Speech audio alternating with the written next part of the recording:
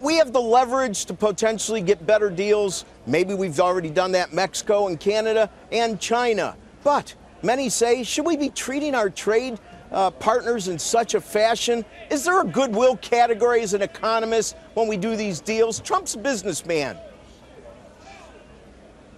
Well, I think there is goodwill on all sides, and that's the point. But that doesn't mean we have to think in terms of being charitable. I mean, all of these countries, three sovereign nations, are trying to bring about the best possible trading relationship possible. We're all going for our best deal. But I think what we've seen, especially with Mexico, is a tremendous new trust, a willingness to work together. I'm sure that comes as a surprise to many people.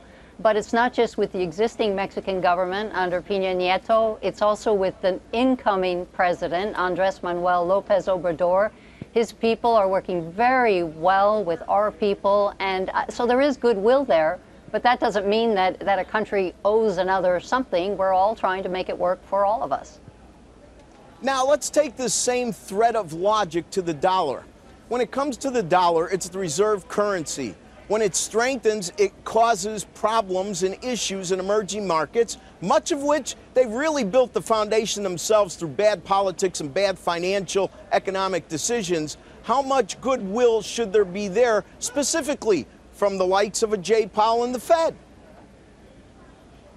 Well, the Fed has long made it clear that its policy will be determined by how the Fed assesses what's in the best interests of the United States.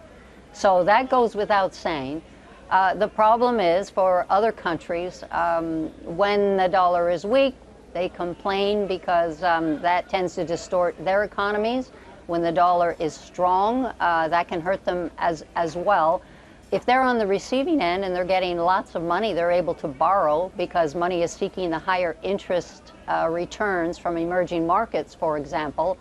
Then they turn around, and when the capital starts flowing out, because the dollar becomes more attractive, interest rates are going up in the United States, then they're hurt by that. But I don't think they should be complaining. They should be ensuring that their own domestic policies are in the best long-term interests of their own nations.